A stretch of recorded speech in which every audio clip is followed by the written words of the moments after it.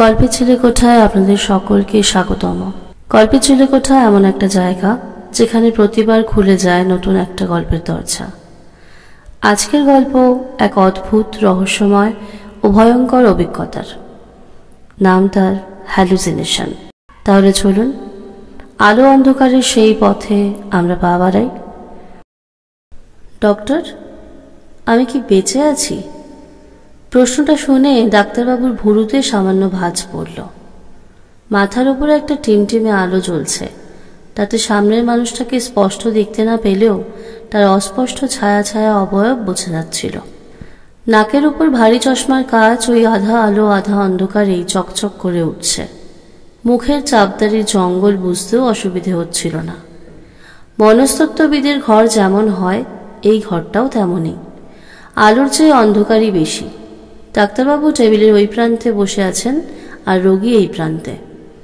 কাউকেই বিশেষ স্পষ্ট দেখার উপায় নেই, শুধু দেওয়ালে দুটো ক্ষীণ ছায়া মাঝে মাঝে নড়ে চড়ে উঠছে। ডক্টর সিনহা প্রশ্নটায় বেশ কৌতুক বোধ করলেন। আস্ত একটা জলজান্ত লোক জিজ্ঞাসা করছে যে সে বেঁচে আছে কিনা। এমন মনে হচ্ছে কেন আপনার? লোকটা যেন একটু ইতস্তত করল, একটু উসখুস করে উঠে বলল, একটা সিগারেট খেতে পারি? এখানে ধূমপান মানা হলেও লোকটার অবস্থা দেখে ডাক্তারবাবুর দয়া হয়। অসম্ভব ভয়ে সে জড়সড়, গলার স্বর কাঁপছে, একটু যেন ফ্যাস ফ্যাসেও।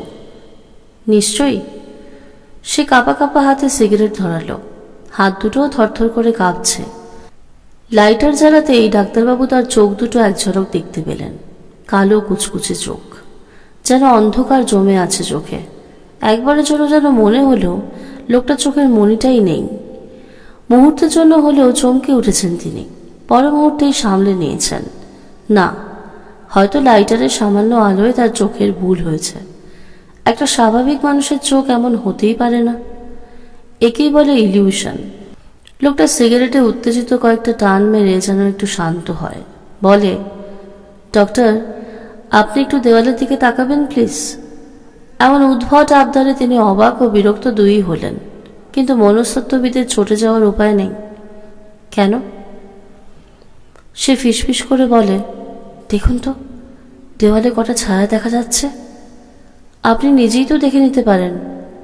আমার ভয় করছে। অসম্ভব ভীত ও সন্ত্রস্ত গলা তার। বলুন না, কটা দেখা যাচ্ছে?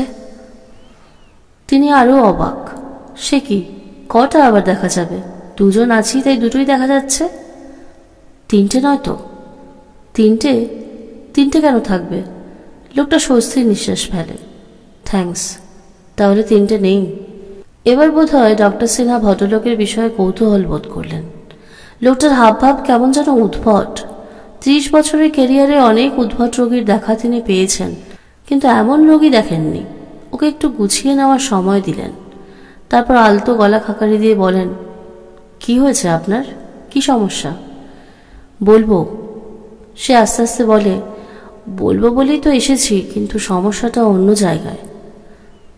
কোথায়? লোকটা এবার অদ্ভুতভাবে তাকায় তার দিকে। ডাক্তারবাবুর মনে হলো লোকটার চোখ যেন হঠাৎ জ্বলে উঠল। আপনি আমার কথা বিশ্বাস করবেন তো? কেন করব না? সে একটা দীর্ঘশ্বাস ফেলে। তবে শুনুন, আমার নাম তপন মিশ্র। আমিও একজন ডাক্তার, সার্জন। হেলথ কেয়ার নার্সিংহোমটা আমারই। ডক্টর তপন মিশ্রের কথা। সেদিন রাত্রে খুব ঝড় বৃষ্টি হচ্ছিল। বাইরে ঝড়ের দাপাদাপি, মাঝে মাঝেই প্রচণ্ড শব্দে বাজ পড়ছে। এমন সময় হঠাৎ লোডশেডিং। আমি বিছানায় শুয়ে এপাশ ওপাশ করছিলাম, ঘুম আসেনি। পাশেই আমার স্ত্রী ও একমাত্র ছেলে ঘুমিয়ে কাঁদা। কিন্তু আমি ঘুমোতে পারছি না। কি যেন অস্বস্তি কাজ করছিল মনের মধ্যে।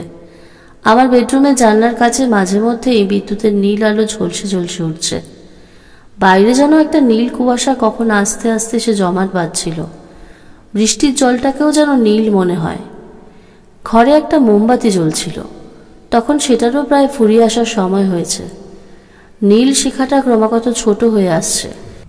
স্বাভাবিকভাবেই একটু একটু করে ক্ষীণ রশ্মিটুকুও মুছে যাচ্ছিল। মোমবাতিটা যখন প্রায় নিভতেই চলেছে, ঠিক সেই মুহূর্তেই একদম স্তিমিত আলোয় হঠাৎ মনে হলো কেউ যেন আমার ঘরে এসে দাঁড়িয়েছে। অসম্ভব, কাউকে তো দেখতে পাচ্ছি না, চোখের সামনে কেউ নেই, অথচ দেওয়ালে ওটা তবে কার ছায়া? আখ্যানের শুরুতেই ডক্টর তপন মিশ্র ঘেমে উঠলেন, সামনের গ্লাস থেকে এক চুমুক জল খেলেন। ডক্টর সিনহা তাকে সময় দেওয়ার জন্যই হয়তো নিজেও একটা সিগারেট ধরালেন। একটু দম নিয়েই ফের বলতে শুরু করলেন ডক্টর মিশ্র। সন্দেহ হলো চোর টোর ঢুকলো কিনা। ঘরে দামি জিনিস মানে দামি ফার্নিচার তো আছেই, এছাড়াও গিন্নির কিছু গয়না আর ক্যাশ টাকা কিছু ছিল। বিছানার পাশে একটা বন্দুক থাকে, লাইসেন্সড, নিজের সেফটির জন্যই রেখেছি। পয়সাওয়ালা ডাক্তার মানেই তার শত্রু শেষ নেই। চোর ডাকাতরা প্রায় টার্গেট করেই বসে থাকে। দুষ্কৃতিকারীরাও আজকাল খালি হাতে আসে না, তাই এই ব্যবস্থা। বন্দুক আর টর্চ হাতে নিয়ে উঠে দাঁড়ালাম। ঠিক তখনই মোমবাতিটা দপ করে একবার জ্বলে উঠে নিভে গেল। জমাট অন্ধকারে দাঁড়িয়ে মাথাটা কেমন যেন গুলিয়ে যায়। হাতেই টর্চটা ছিল, জ্বালাতে পারতাম, কিন্তু তার আগেই মনে হলো আমার সামনে কেউ দাঁড়িয়ে আছে। তার গরম নিঃশ্বাস আমার গায়ে এসে পড়ছে। মনে হলো অন্ধকারের মধ্যেও একজোড়া চোখ আমার দিকে তাকিয়ে আছে। কে? টের পেলাম নিজের গলায় কাঁপছে। টর্চ জ্বালানোর সাহসও পাচ্ছি না, কারণ আমি জানি সেই চোখ দুটো আমার দিকে নিষ্পলকে তাকিয়ে আছে। অন্ধকারেও তার অস্তিত্ব টের পাচ্ছিলাম, এমনকি তার ছায়া ছায়া অবয়বও দেখতে পাই। ঠিক আমারই দৈর্ঘ্যের, একই প্রস্থের, এমনকি আমার মতোই গাউন পরা একটা ছায়া মূর্তি। আর কি ঠান্ডা তার দৃষ্টি, কি শীতল তার উপস্থিতি, যেন একটা মৃতদেহ। রিগর মর্টিস হওয়া দুহাতে ক্রমশই আমায় জড়িয়ে ধরছে। আমার কি হলো জানি না, সে দৃষ্টি সহ্য করতে পারছিলাম না। চতুর্দিকে ঘুটঘুটে অন্ধকার, তবু ঠিক আন্দাজ করতে পারছি তার চোখ দুটো। কি করে, কিভাবে, কিছুই জানি না। টপ করে হাতের টর্চটা জ্বালিয়ে দিলাম। আশ্চর্য, সামনে পিছনে পাশে কোথাও কেউ নেই। দেওয়ালে আমার নিজেরই ছায়া পড়ছে, আর ঠিক তার পাশেই অবিকল আমার ছায়ার মতো আরেকটা ছায়া। যেন দুটো ছায়াই আমার। প্রথমটার মালিক আমি, দ্বিতীয় ছায়ার মালিক নেই, কোথাও নেই। অথচ ছায়াটা ক্রমশই যেন দেওয়াল ছেড়ে আমার দিকে এগিয়ে আসছে। আমার বিস্মিত চোখের সামনেই ধরছে অস্পষ্ট অবয়ব। চিৎকার করে উঠেছিলাম। সপাটে টর্চের এক বাড়ি বসিয়ে দিলাম ওর মাথা লক্ষ্য করে। আমার কপালটাও সঙ্গে সঙ্গে ঝনঝন করে উঠল। তারপর আর কিছু মনে নেই। ফের থামলেন ডক্টর তপন মিশ্র। ডক্টর সিনহা তার কথা খুব মন দিয়ে শুনছিলেন। কৌতূহলী স্বরে বললেন, তারপর? পরদিন সকালে ঘুম ভাঙল, কপালে প্রচণ্ড যন্ত্রণা। মাথায় হাত দিয়েই টের পেলাম একটা ব্যান্ডেজের উপস্থিতি। আমার কপালে কেউ ব্যান্ডেজ করে রেখেছে। কি হয়েছিল কাল রাতে? আমার স্ত্রী অপর্ণা বেডটি দিতে এসে প্রশ্ন করলেন। অমন চেঁচিয়ে উঠেছিলে কেন? কালকের ঘটনার কথা ভেবে নিজেরই অবিশ্বাস্য লাগছিল। একটা ছায়া কাল রাতে এসে দাঁড়িয়েছিল আমার সামনে, অথচ কোথাও কোনো মানুষ ছিল না। তখন ভয় পেয়েছিলাম। এখন ভাবতে এই গোটা ঘটনাটা উষ্ণ মস্তিষ্কের হাবিজাবি মনে হলো। কিন্তু মাথার চোটটা, এটা কিভাবে লাগলো? যাই হোক, ব্যাপারটা চেপেই গেলাম।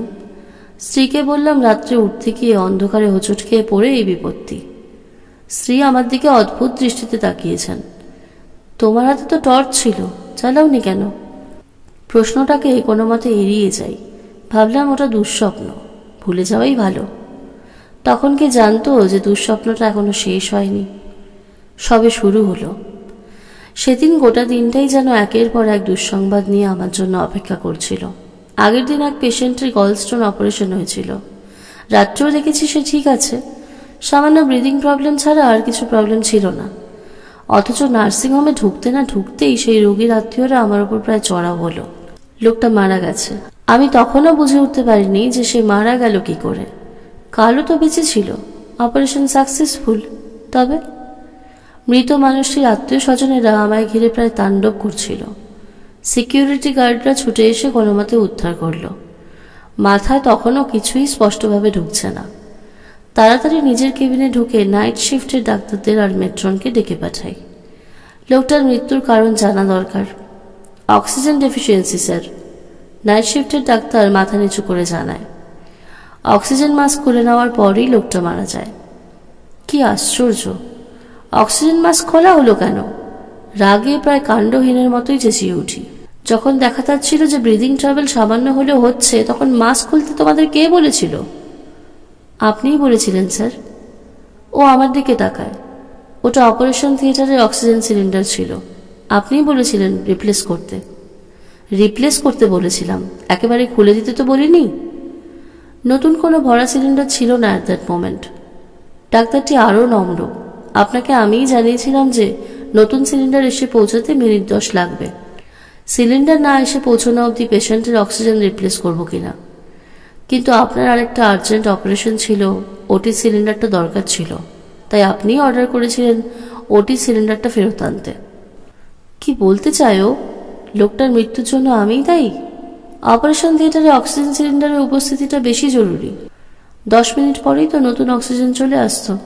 এমন তো নয় যে আমি লোকটাকে মারার জন্যই ওকে অক্সিজেন দিতে বারণ করেছি। 10টা মিনিট যদি সে অক্সিজেন ছাড়া বাঁচতে না পারে, তবে আমার কি করার আছে? মাথাটা দপ করে গরম হয়ে গিয়েছিল। কোনো মতে ঠান্ডা করি। এখন সামনে অনেক লড়াই। নার্সিংহোমে চিকিৎসার ত্রুটিগত কারণে মৃত্যু হলে তার দায়ভার অনেক। যে কোনো মুহূর্তে প্রেস এসে পৌঁছতে পারে। তাদের কি বলবো? কিভাবে চাপা দেবো এই ঘটনাটাকে? রিপোর্টে লিখে দাও যে লোকটির অবস্থা সিরিয়াস ছিল। গলব্লাডারে বেশি দিন ধরে স্টোন থাকার কারণে গ্যাংগ্রিন হয়ে গিয়েছিল, তাই অনেক চেষ্টা করেও তাকে বাঁচানো যায়নি। আঙ্গুল তুলে বলি, কিন্তু অক্সিজেন ডেফিসিয়েন্সির কথা কোনোভাবেই যেন ফাঁস না হয়। কিন্তু স্যার, পোস্টমর্টেম হলে আমি সামলে নেব। টাকা আর ক্ষমতার জোরে যে পোস্টমর্টেম রিপোর্টকে পাল্টে দেওয়ার ক্ষমতা আমি রাখি, সেই বিষয়ে কোনো সন্দেহ নেই। তাই সবাইকে বিদায় দিয়ে একা কেবিনে বসে চায়ের কাপে চুমুক দিলাম। যাক, কোনোভাবে সামলে নেওয়া যাবে, বিশেষ কিছু চিন্তার নেই। কিন্তু চিন্তার তখনও কিছু ছিল। কেবিনে বসে চা খেতে খেতেই আবার সেই অস্বস্তি। দুটো চোখ খুব তীব্র দৃষ্টিতে আমাকে দেখছে। অদ্ভুত সেই চাউনি। সামনাসামনি কেউ নেই, ঘরে আমি একা, অথচ সেই অশরীরী চোখ অনুভব করতে পারছি। হঠাৎ কি যেন সন্দেহ হলো। রিভলভিং চেয়ারটাকে ঘুরিয়ে পিছন দিকে তাকাই। না, সেখানে কিছু নেই, কেউ নেই, একদম ফাঁকা। একটা স্বস্তির নিঃশ্বাস ফেলে সামনের দিকে ঘুরতে যাব, চোখে পড়ল পেছনের দেওয়ালে আমার ছায়া পড়েছে। কিন্তু একটা নয়, দুটো ছায়া। পাশাপাশি দেওয়ালের সমান্তরালে দুটো একই রকম ছায়া। একটা আমার আর একটা আমার নয়, হতেই পারে না। আমার বোধহয় মাথা খারাপ হয়ে গিয়েছিল। বিদ্যুৎ গতিতে সামনের আয়নায় তাকালাম। ডক্টর তপন মিশ্র সাইকিয়াট্রিস্টের হাত চেপে ধরলেন। যা দেখলাম তা বিশ্বাস করবেন না, কেউ বিশ্বাস করে না। কি দেখলেন? দেখলাম আয়নায় আমার প্রতিচ্ছবি পড়ছে, আর আমার ঠিক পিছনেই আরেকটা লোক। তার পোশাক পরিচ্ছদ একদম আমারই মতো, এমনকি তাকে দেখতেও হুবহু আমার মতোই। শুধু চোখ দুটোর কোনো মনই নেই, একদম ফাঁকা। অন্ধকার কোটরের মতো শূন্য চোখে তাকিয়ে সে হাসছে, অথবা আমিই হাসছি আমার দিকে তাকিয়ে। এ কি অদ্ভুত রহস্য, কি অদ্ভুত যন্ত্রণা! কাউকে বলার উপায় নেই, অথচ সহ্য করাও যায় না। ওই হাসির মধ্যে যত না ব্যঙ্গ, তার চেয়েও বেশি ঘৃণা। ইচ্ছে হলো ওর গলা টিপে ধরি।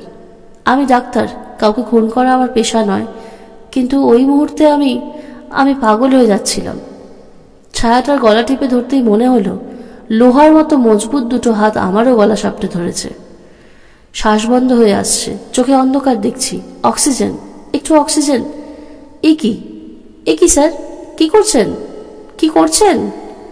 কানে এলো চিৎকার চেঁচামেচির শব্দ। বেশ কিছুক্ষণ চেতনা ছিল না, জলের ছাপটায় হুঁশ ফিরল।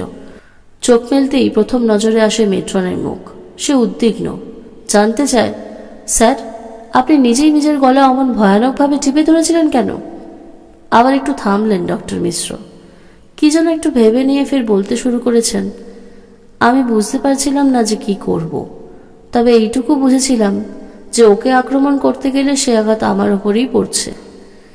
ওর মাথায় বাড়ি মারলে আমার মাথায় চোট পড়ে, ওর গলা টিপে ধরলে আমার শ্বাস বন্ধ হয়। যাই হোক না কেন, নিজেকে বাঁচাতে গেলে ওকে মারা চলবে না। সেই হিসেব মতোই চলতে শুরু করলাম। অগ্রাহ্য করার চেষ্টা করলাম প্রাণপণে, কিন্তু যখনই চোখ পড়ে তখনই দেখি আমার সঙ্গে সঙ্গে দুটো ছায়া তাল মিলিয়ে চলছে। একটা আমার, অন্যটা আমার নয়। রোগী দেখি, অপারেশন করি, সবই চলছে নিয়ম মতো। অথচ একমাত্র আমিই জানি যে কিছুই ঠিক নেই। সবসময় সেই ছায়া আমার পেছনে ওত পেতে বসে থাকে, তার সদা সতর্ক নজর আমার ওপর। ও আমায় পায়ে পায়ে ফলো করছে, ওকে ছেড়ে যাবার উপায় আমার নেই, অথচ সহ্য করার ক্ষমতাও নেই।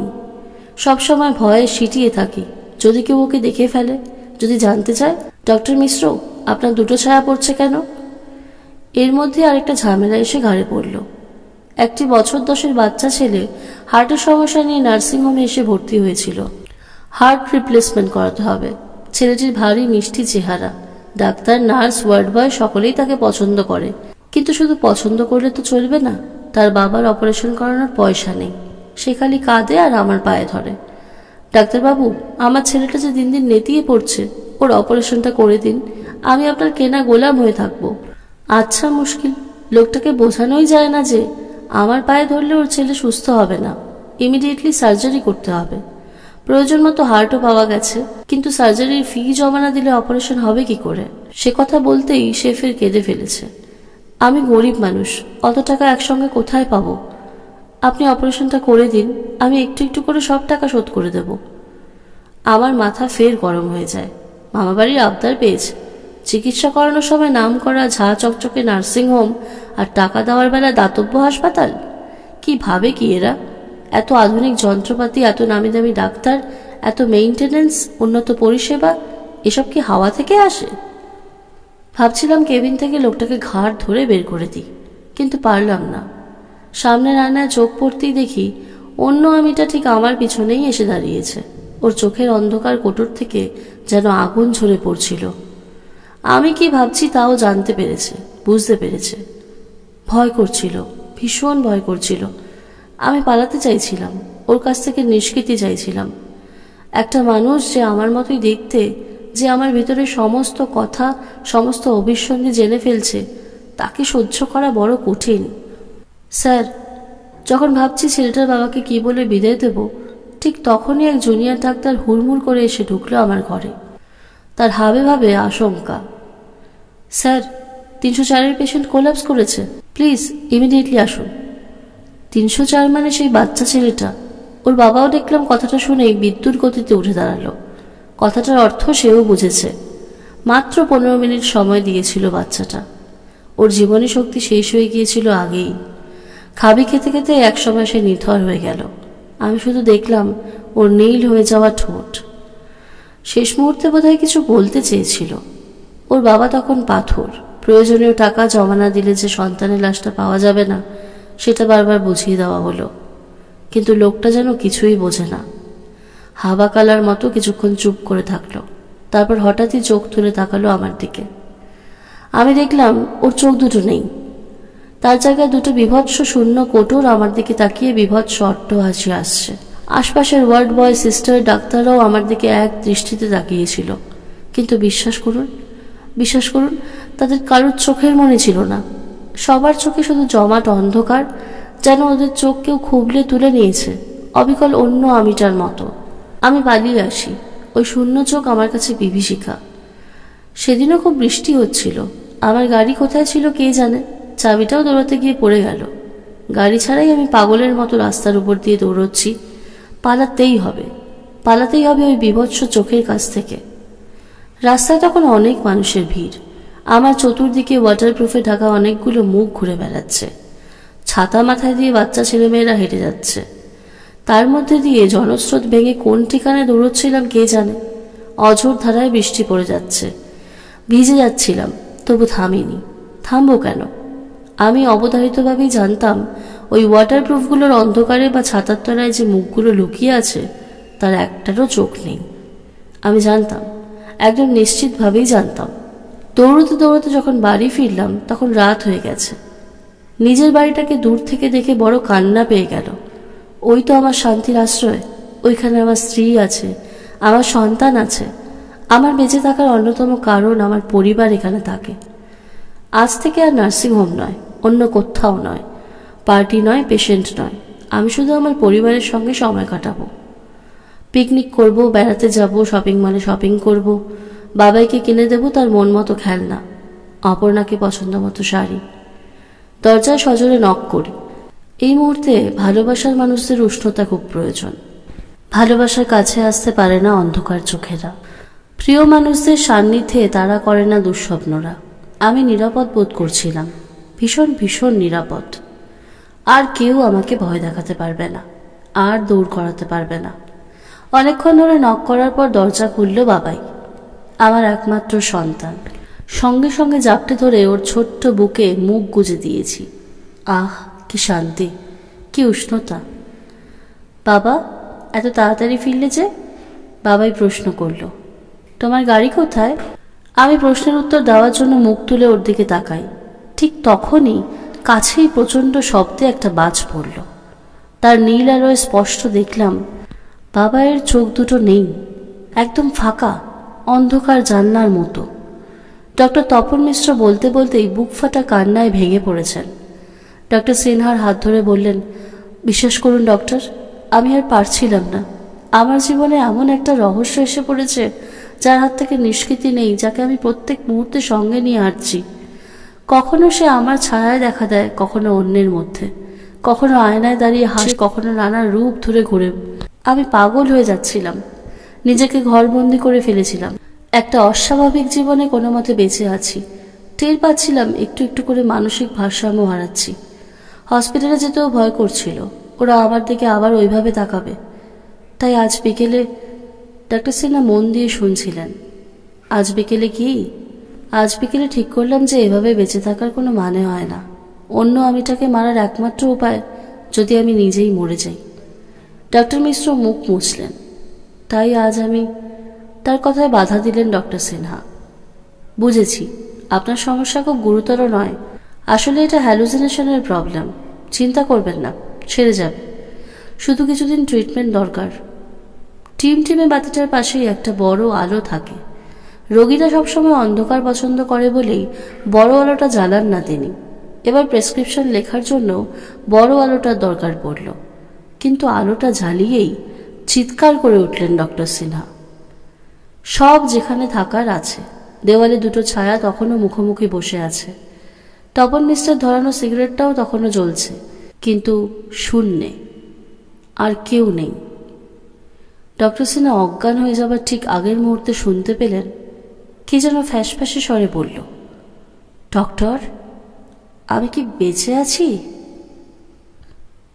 শুনছিলেন আজকের গল্প হ্যালুসিনেশন। গল্পটা কেমন লাগলো আপনার মতামত জানাতে ভুলবেন না। আর যদি ভালো লেগে থাকে তবে আমাদের চ্যানেল গল্পের ছিলেকোটাকে লাইক, শেয়ার ও সাবস্ক্রাইব করতে অবশ্যই ভুলবেন না। নতুন গল্প নিয়ে আবারও দেখা হবে। ততদিনে ভালো থাকুন, সাবধানে থাকুন। ধন্যবাদ।